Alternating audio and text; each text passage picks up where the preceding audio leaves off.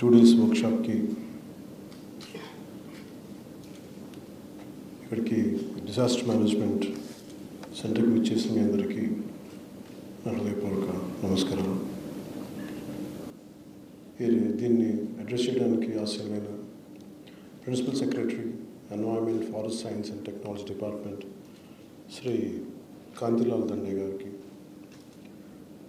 Advisor forest department Shri Mallikarjuna Rao గారికి, PCCF Shri Chalapathi Rao గారికి, additional PCCF Shri Rahul Pandey గారికి, అడిషనల్ PCCF శ్రీమతి శాంతప్రియ పాండే గారికి, కృష్ణా జిల్లా కలెక్టర్ శ్రీ DK బాలాజీ గారికి, SP కృష్ణా శ్రీ విద్యాసాగర్ గారికి, ఇక్కడికి విచ్చేసిన సీనియర్ అఫీషియల్స్ అందరికీ, కన్జర్వేటర్ ఫారెస్ట్కి, డిస్ట్రిక్ట్ ఫారెస్ట్ అఫీషియల్స్కి మీ అందరికీ హృదయపూర్వక నమస్కారాలు తెలియజేసుకుంటూ స్వాగతం తెలుపుతున్నాను రాష్ట్ర ప్రభుత్వం తరఫు నుంచి. ఈరోజు రాష్ట్రంలో అన్ని ప్రాంతాల నుండి వచ్చిన అటవీ అధికారులందరినీ ఒకే వేదిక పైన చూడటం నాకు చాలా ప్రత్యేకమైన అనుభూతి. ఇది ప్రత్యేకించి ఇది గవర్నమెంట్ ఫామ్ అయిన వెంటనే నేను చాలా ఇష్టపడి ఆప్ట్ చేసిన డిపార్ట్మెంట్ ఇది. ఒకటి పర్యావరణ పరిరక్షణ, అటవీ సంరక్షణ. దీన్ని చాలా ఇష్టంతో తీసుకున్నాను, ఎంపిక చేసుకున్నాను. ముందుగా ఒక 10 to 11 పాయింట్ ఎజెండాలో సిద్ధం చేసుకున్నాము మీకు తెలియజేయడానికి. దాంట్లో ముందుగా ఒక వ్యవస్థ నడవాలన్నా, ఒక సంస్థ ముందుకెళ్ళాలన్నా దాంట్లో నడిపే వ్యక్తులు సమూహం వారు చాలా చాలా ముఖ్యం, హ్యూమన్ రిసోర్సెస్. అందుకని నాకు ముఖ్యంగా రివ్యూ మీటింగ్స్ కొంత వచ్చినప్పుడు నాకు ఒకటే తెలిసింది, ముందు భద్రత సిబ్బంది కొరత ఉంది. ఫస్ట్ నాకు అనిపించింది సిబ్బంది కొరత ఉంది. సో ఇక్కడున్న అటవీ శాఖ అధికారులు DFOలు అందరికీ కూడా మీకు వర్క్ లోడ్ చాలా ఎక్కువ ఉంటుంది మీకు. సో ఇది మీకు వారసత్వంగా వచ్చిన issues, it could B financial issues కావచ్చు రాష్ట్రానికి. కానీ ముందస్తుగా నేను పదే నేను క్యాబినెట్ మీటింగ్లో చర్చిస్తూ ఉన్నాను, ముందు సిబ్బంది కొరతను ఎంతైనా అడ్రస్ చేయాలి అనేది.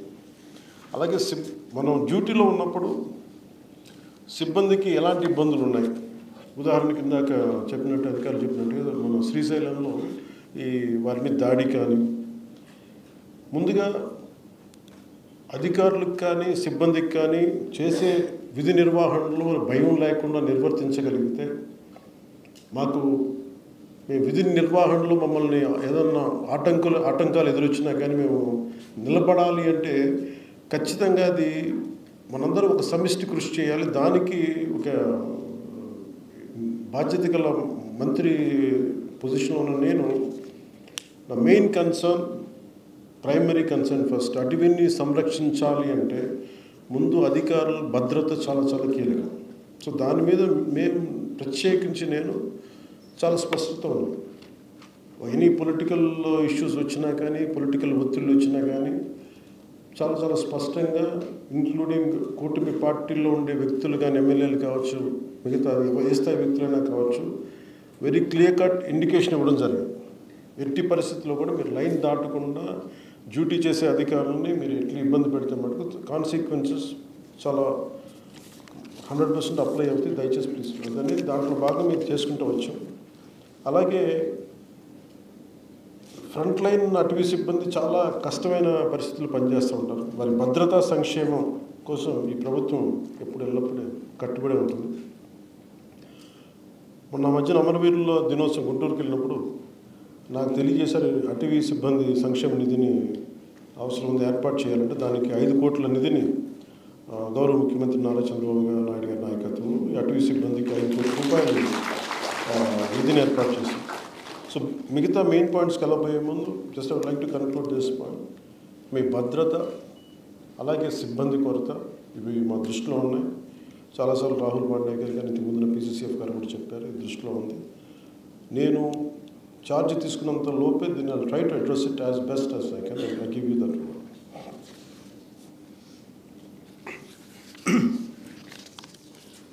మనకి ఈ అటవీ సంరక్షణకు సంబంధించినంత వరకు we are part of the entirety of the entire globe. ముఖ్యంగా మన ఆంధ్రప్రదేశ్ రాష్ట్రానికి వస్తే 22% మంది ఫారెస్ట్ కవరేజ్. తర్వాత మిగతా డీనోటిఫైడ్ ఫారెస్ట్ కూడా తీసుకుంటే దాదాపు అరౌండ్ 31% ఉంటుంది.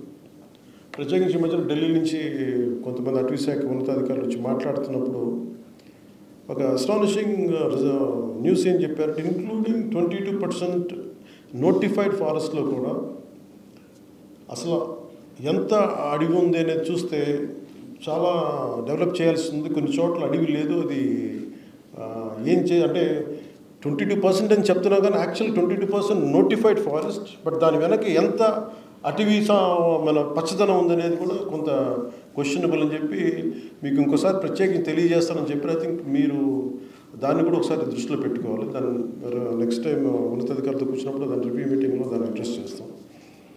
అలాగే మెయిన్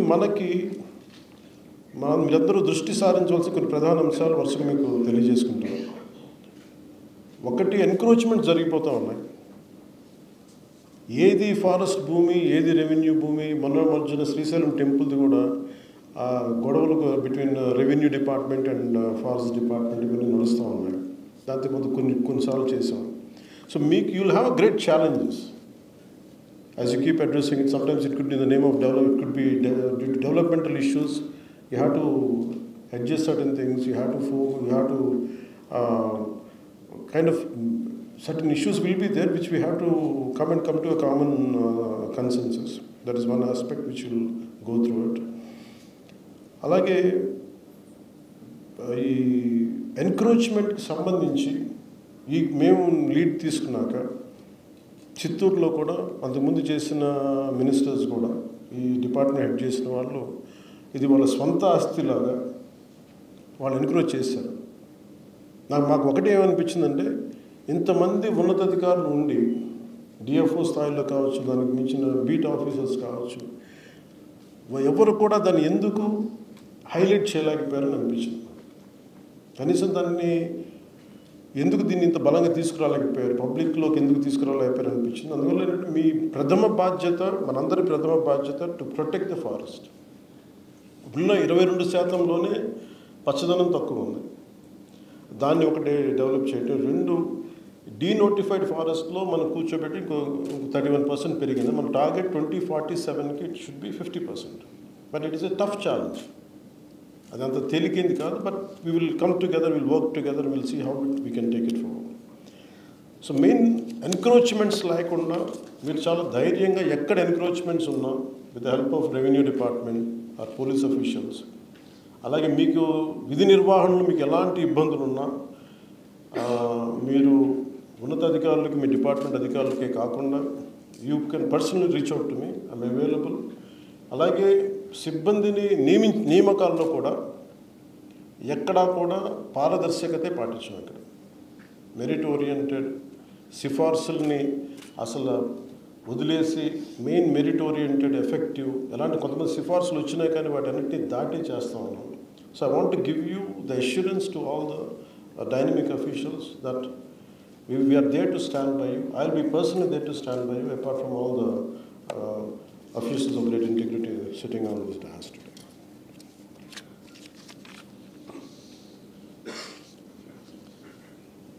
So 50% ఈ కవరేజ్కి మనం ఏమేం చేయాలనేది time to time will give a road map for it. అలాగే ఆంధ్రప్రదేశ్ గ్రేట్ గ్రీన్ వాల్ మనం స్టార్ట్ చేసింది ఎక్కువ ప్రభుత్వం వచ్చాక. మన తీర ప్రాంతం అంతా శ్రీకాకుళం నుండి నెల్లూరు వరకు వ్యాపించే గ్రేట్ గ్రీన్ వాల్ చాలా గొప్ప ప్రయత్నం. ఇది మనకి బెనిఫిట్. ఒక 974 కిలోమీటర్ల ఈ తీర ప్రాంతం పొడవు ఉంది. ఒకసారి అలాగే మనకు ఉప్పెన్లు కానీ లేదంటే సునామీలు కావచ్చు, లేదంటే ఉదాహరణకి నేను ప్రాతినిధ్యం వహిస్తున్న పిఠాపురం నియోజకవర్గమే ప్రతి సంవత్సరం కనీసం ఒక 2-3 ఎకరాలు ముందుకు వచ్చేస్తాం. ఇంకా ఎగ్జాక్ట్ మెజర్ మర్చిపోయాను కానీ ఒక 10 అడుగులు వచ్చేస్తాం. ఈ ఎన్విరాన్మెంటల్ ఇష్యూస్ కూడా ఉన్నాయి. సో వీటన్నిటిని అరికట్టడానికి, సముద్ర కోతను గురవ్వకుండా ఉండడానికి, సునామీ నుంచి రక్షించడానికి చాలా అంబిషియస్ ప్లాన్ చేశాం. 974 కిలోమీటర్లకి గ్రేట్ గ్రీన్ వాల్ చేయాలని. దీని ప్రధాన లక్ష్యం మ్యాంగ్రోవ్ రెస్టోరేషన్, అలాగే roads and canal bund planting, అలాగే తాటి ఇట్లాంటి పండానోస్ అనేటువంటి సాంప్రదాయ తీర ప్రాంత జాతుల అభివృద్ధిని చేయటం. ప్రతి తీర ప్రాంతానికి స్పష్టమైన కాలపరిమితులు ఉండాలి. ఈ ప్రాజెక్టు విపత్తు నిరోధకని నిరోధిస్తుంది. జీవనోపాధులని, అంటే దాని మీద ఆధారపడ్డ వ్యక్తులని, లోకల్ కమ్యూనిటీస్ అందరికీ చాలా హెల్ప్ అవుతుంది. అలాగే తీర ప్రాంత ప్రజల తాలూకు జీవన భద్రతని ఇది పెంచుతుంది. అలాగే అంటే హ్యూమన్ యానిమల్ కాన్ఫ్లిక్ట్ మిటిగేషన్ కింద once I had taken the task, review మీటింగ్స్లో నాకు అనిపించింది, కంటిన్యూస్గా నేను చాలాసార్లు ఈ సోషల్ మీడియాలో కానీ కొన్ని ప్రత్యేకంగా చూసేవాడిని. ఎలక్ట్రిక్యూట్ అయ్యి లెపర్డ్స్ చనిపోతూ ఉన్నాయి. మొన్న మధ్యన మన తిరుపతిలో కూడా ఎలిఫెంట్స్ చచ్చిపోతూ ఉన్నాయి. Maybe it is a necessary conflict as the civilisation in the name of development we are encroaching the area which will be inhabited, natural inhabitation of animals. అంటే వాటిని మనం ఎన్క్రోచ్ చేసి వాటి జోలికి వాటి ప్రాంతంలోకి మనం వెళ్తున్నాం. సో ఇది తప్పదు ఈ డెవలప్మెంటల్ ప్రాసెస్లో. కానీ how best we can protect animals, మన ఈ జంతు సంరక్షణ ఎలా చేయాలి అనేది. సో దానికోసం ప్రత్యేకంగా చిత్తూరు మరియు ఈ మన్యం జిల్లాల్లో మన పార్వతీపురం, చిత్తూరు చోట ఈ ఏనుగుల సమస్యపై ప్రత్యేక శ్రద్ధ చూపించాల్సిన అవసరం ఉంది. సో నేను ఛార్జ్ తీసుకున్నాక రివ్యూ మీటింగ్స్లో నాకు 2 బయటకు వచ్చింది. ఒకటి, ఎలిఫెంట్స్ని మనం ఇట్లా వైల్డ్ ఎలిఫెంట్స్ని ఏం చేయాలంటే ఉన్నతాధికారులు అందరూ చెప్పింది ఏంటంటే, మనం కర్ణాటక చాలా ఎక్స్పర్టీస్ ఉంది వాళ్ళ దగ్గర. కుంకి ఎలిఫెంట్స్ని, వైల్డ్ ఎలిఫెంట్స్ని మనం వాటి దగ్గర ట్రైన్ చేయొచ్చు, కొంత ట్రైన్ చేయొచ్చు అని. So we took an exceptional approach and we went to Karnataka, we went to the honourable Deputy CM, Forest Minister. They have really supported us. And they gave us 4 Kunki elephants to mitigate a human and animal conflict. This is a big achievement. అలాగే ఇప్పుడు శ్రీకాకుళం జిల్లాలో దాదాపు ఇప్పుడు నిన్న review meeting కూడా మాట్లాడతా 9 ఏనుగులు ఉన్నాయి. ఎక్కువగా ఫీమేల్ ఎలిఫెంట్స్ ఉన్నాయి. అది బేసిక్ ఇవి ఒకసారి ఏమైపోతుందంటే మనకి మాట్లాడతా ఒరిస్సాలో మైనింగ్ ఎక్కువ అయిపోయి, అది యాక్చువల్ మన ప్రాంతానికి చెందిన ఏనుగులు కాదు. ఒరిస్సాలో మైనింగ్ జరగడం వల్ల వాటికి జరిగే న్యాచురల్ హ్యాబిటేషన్ దెబ్బతింటం వల్ల అవి మైగ్రేట్ అయిపోయింది. ఇదేమో అటవీ ప్రాంతం కాదు, కానీ ఇది పంట పొలం ప్రాంతం. సో ఇవి విధ్వంసం క్రియేట్ చేస్తామంటే వాటికి లేజ్ అయిపోయి దాంట్లో ఒక ఎలిఫెంట్ లేదు, కూర్చోబెట్టి 9 నుంచి ఒక గుంపు ఇంకోటి 7 ఎలిఫెంట్స్ అనుకుంటారు. సో ఇందులో నేను మాట్లాడుతుంది ఏంటంటే, ఒకటి reaching out concern other state, Orissa finals చేయమని చెప్తాను. మీరు ఒరిస్సా కండి రీచ్ అవుట్ అయ్యి could take back the elephants లేదు, మనం కూర్చోబెట్టి అదొకటి అయితే మల్టిపుల్ మెజర్స్ అనుకున్నాం. రెండవది కొంత కొన్ని ఎలిఫెంట్స్ ని తీసుకొచ్చి మనం ఈ శేషాచలం తిరిగి వరగలేము 3-4 ఎలిఫెంట్స్ ని. సో ఆ జీన్ డైవర్సిటీ కూడా పెరుగుతుందని చెప్పి దాన్ని కూడా నిర్ధారణకు వచ్చాం. సో ఇది చేయడానికి 6 months పడుతుంది. సో ఈ కన్సర్న్ రేంజ్ డిఎఫ్ఓ కూడా ఇది ఫ్యూచర్ మీకు అర్థం చేసుకోవాల్సి వస్తుంది. అలాగే ఈ హ్యూమన్ యానిమల్ కాన్ఫ్లిక్ట్ లో చాలా కొంత మీరు రెవెన్యూ అధికారులతో కానీ, అలాగే మీకు ఏమాత్రం టెక్నాలజీ అవసరం కానీ, లేదంటే మీకు ఇన్ఫ్రాస్ట్రక్చర్ ఏమాత్రం ఇబ్బందులు ఉన్నా మీకు ఎంత హ్యాండిల్ చేయగలం, ఎంత నిధులు, ఇవన్నీ సెకండరీ ఇష్యూ. కానీ అసలు ముందు మీరు ప్రాబ్లమ్ ని ఐడెంటిఫై చేస్తే, నేను I keep on doing regular reviews. So please మీరు ఏ మాత్రం ఇబ్బంది పడకుండా దయచేసి మీకున్న స్థానికమైన ఇలాంటి పరిస్థితుల్లో ఏదైనా please reach out to us and we will make sure that we will address that. అలాగే ఇంకొకటి మేజర్గా ఏంటంటే, నేను ఇప్పుడు ఇందాక మీకు చెప్పినట్టుగా 22% నోటిఫైడ్ ఫారెస్ట్లో కూడా స్పీషీస్ తగ్గిపోతూ ఉన్నాయి. ప్లాంట్ స్పీషీస్, మొక్కల వైవిధ్యత, జాతులు, కొత్త జాతులు లేవని. అదొకటి అడ్రస్ చేయడంతో పాటు విభిన్నమైన ఈ మొక్కల జాతుల్ని సంరక్షించుకోవడం కూడా చాలా అవసరం. నేను రివ్యూ మీటింగ్స్లో మాట్లాడుతున్నప్పుడు నేను అడిగిన like what are the number of species we are developing as a forest nurseries అండి. I think not more than 10 to 20 species తప్ప ఎక్కువ లేదు. బట్ ఇంత వైవిధ్యం ఉంది అడవుల్లో, how come we are not able to get the saplings అని అడిగితే దాన్ని స్పెషల్ ఫోకస్ పెట్టలేదంటే. So I request you to develop plant nurseries which will be more about wildlife species. మరి దాదాపు 300, 400, 500 మొక్కలు జాతుల్ని మనం తీసుకొచ్చి వైల్డ్ నర్సరీస్లో పెంచాల్సిన అవసరం ఉంటుంది. ఇది ఎందుకు ప్రత్యేకత అవసరం ఉంటుందంటే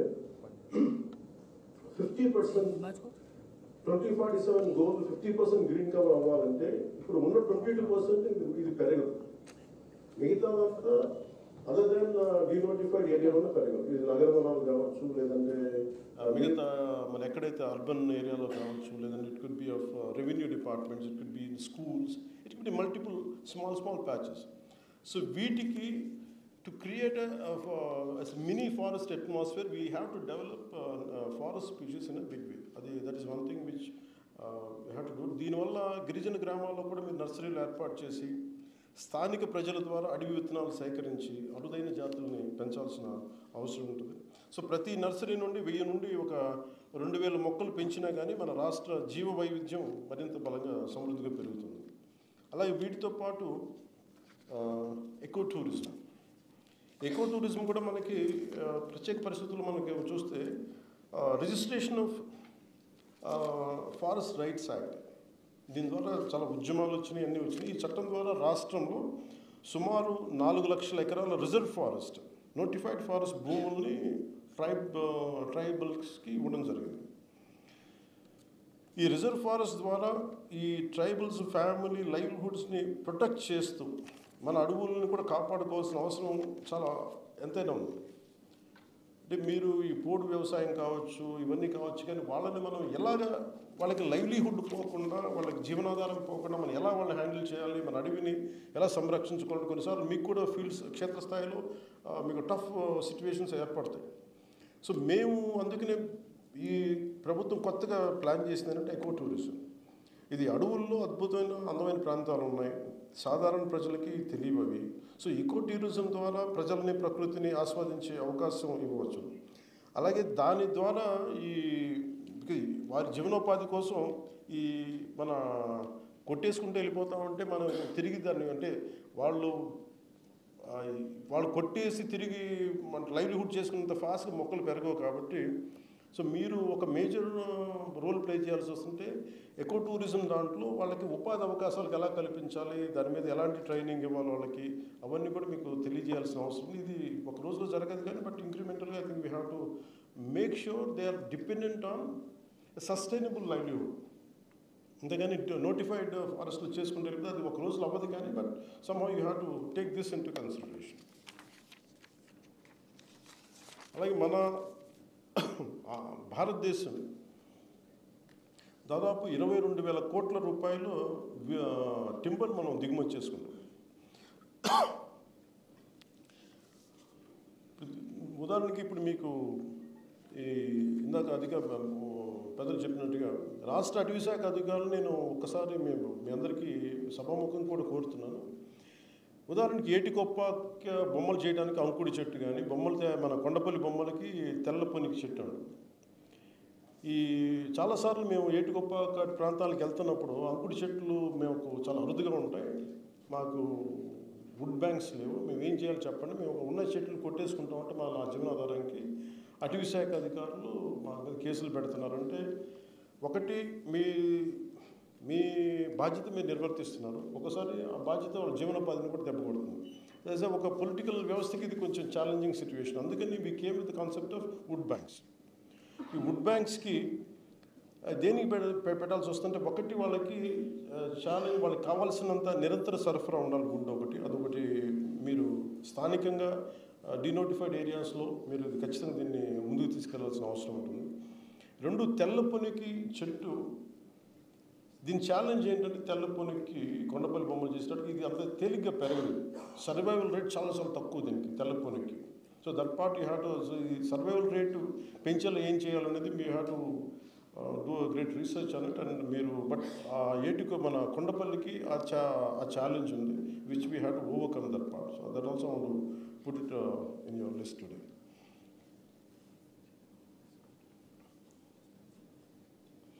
సో 22,000 కోట్ల విలువైన టింబర్ని మనం దిగుమతి చేసుకున్నప్పుడు ఫారెస్ట్ అంటే మేజర్గా మేమందరం చాలాసార్లు గౌరవ ముఖ్యమంత్రి గారితో మాట్లాడుతున్నప్పుడు కానీ మేమందరం మాట్లాడుతుంది ఏంటంటే which I want bring it you notice today. Forest has become a regulatory body. అంటే ఇది బ్రిటిష్ రూల్ చేసినప్పుడు ఇది వారికి ఆదాయ మార్గమైంది అటవీ సంపద. కానీ మనం వచ్చేటప్పటికి it has become mere protective agency or regulatory body తప్ప it is not contributing to the economy. So దాని మీద సక్సెసివ్ గవర్నమెంట్ చేసిన సో మేము ప్రత్యేకించి పెట్టుకుంది నేను ఈ ఛార్జ్ తీసుకున్న తర్వాత India is importing around 22,000 crores worth of 900 lakh cubic meters wood. So which is costing, which is on the state exchequer, country exchequer, it is 22,000 crores of foreign exchange. We are importing from East Asia, it could be Malaysia, it could be Indonesia. So మేము పెట్టుకుంది ఏంటంటే we need a lot of, we could generate a lot of income. So దానికి మీ అందరి సహకారం కావాలి. ఒకటి మనం అడవుల్ని సంరక్షించుకుంటూనే నోటిఫైడ్ ఫారెస్ట్ కాకుండా డీనోటిఫైడ్ ఏరియాస్లో మనం ఎంత చేయగలం అనేది మేము మేజర్ టార్గెట్ ఏం పెట్టుకున్నామంటే 22,000 కోట్ల రూపాయలు దిగుమతి చేసుకున్న టింబర్ని ఎంత తగ్గించగలం. సో మన టార్గెట్ ఏంటంటే that would give a lot of employment, that would create great wealth creation జరుగుతుంది, ఎంప్లాయ్మెంట్ జరుగుతుంది. సో అందుకని మేము ఫ్యూచర్లో మీరు you have to interact with panchayat raj department, you have to interact with education department, you have to interact with revenue department including PWD. ఎందుకంటే ఎక్కడైతే land ఉందో so దానికి ఆ స్పీషీస్ని కనుక మీరు మనం right timber export oriented timber మనం ఏదైతే ఇంపోర్ట్ చేసుకున్నది ఆ స్పీషీస్ని మనం ఐడెంటిఫై చేసి కొంత మనం ఇంపోర్ట్ తగ్గించడం ఒకటి, రెండు మన ఎక్స్పోర్ట్ పెంచడం. సో దీంట్లో భాగంగా అంటే ఎందుకు ఉందంటే అండ్ ఇవన్నీ మీకు రిలేటెడ్ ఎందుకు చెప్తున్నానంటే ఇది forest department is becoming a mere regulatory body నుంచి ఇది వెల్త్ జనరేషన్ బాడీ కింద with at the same time protecting the notified ఏరియాని ప్రొటెక్ట్ చేసుకుంటూనే వెల్త్ జనరేటింగ్ బాడీగా ఉంటే తప్ప మనం సిబ్బంది కొరతని వీటన్నిటిని మనం హ్యాండిల్ చేయలేం. సో అందుకని ఇది ఈ టింబర్ ప్రొడక్షన్ని మీరు మిగతా డిపార్ట్మెంట్స్తో కలిసి will come out with a proper road map and we will share and we need your contribution for that.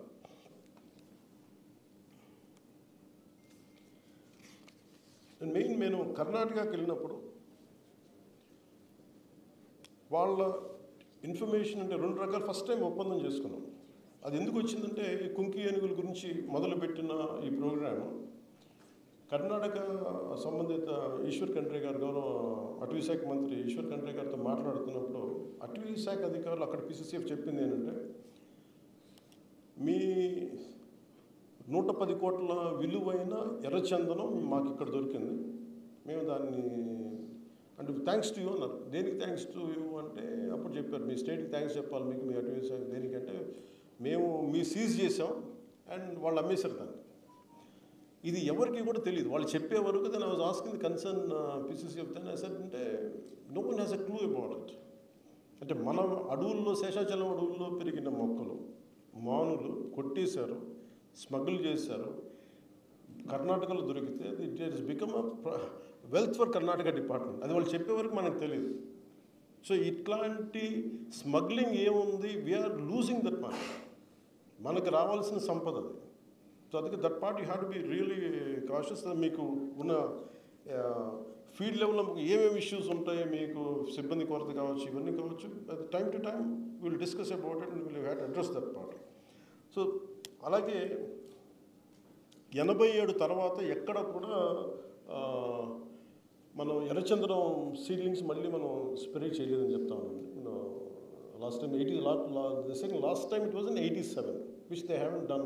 I think one more time we have to redo the program again. That I would like to bring it to your notice.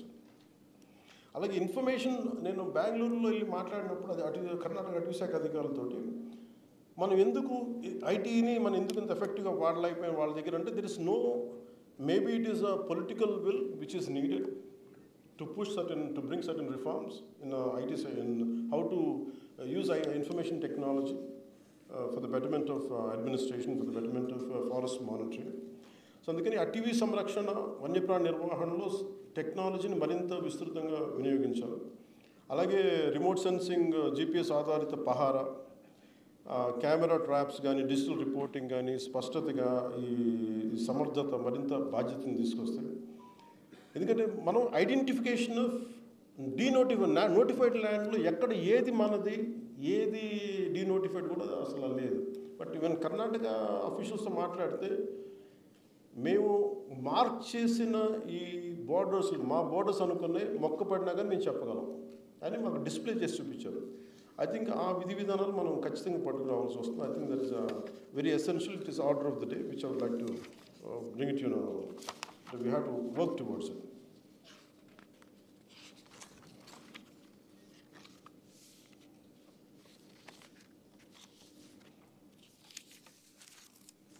అలాగే ఇంకోటి eco tourism మీద final thing is one thing you have to develop wood banks. రెండు the takeaway should be registration of forest rights act. అలాగే community based eco tourism projects మేము క్యాబినెట్లో ఎక్కువ ఆమోదం తెలిపాం. which would be a great income generation for state. So దాన్ని మీరు మేము పెట్టిన పాలసీని make it all centres plastic free.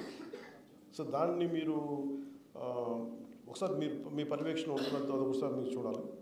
అలాగే developing EAC education instruction centres in all the sites. ఈ community based eco tourism sites అన్నింటిలో కూడా education interaction centres especially for kids and young generation you have to do it. That's one thing which I would like to bring it your notice. So I take this opportunity to welcome you one more time and I'm glad patiently have listen to this ideas. So మీ అందరికీ కూడా for all the respected officials మీ అందరికీ కూడా మనస్ఫూర్తిగా మీ అందరిపైన అపారమైన విశ్వాసం ఉంచుతా ఉన్నాం. We are hoping for it, that you're going to do an excellent job. అలాగే మీకు ఏ సమస్యలు ఉన్నా కానీ we're ready to take forward. ఎందుకంటే వీ హ్యావ్ అనదర్ 3.5 years. ఈ 3.5 yearsలో కనుక all the like minded officials who want to do something for the nature, who wanted to do something for the forest, who wanted to do something for the environment, who wanted to do something for the tribals, who wanted to develop, make sure that encroachments won't happen. All the like-minded, committed officials, to one and all, we are here to support you in your journey,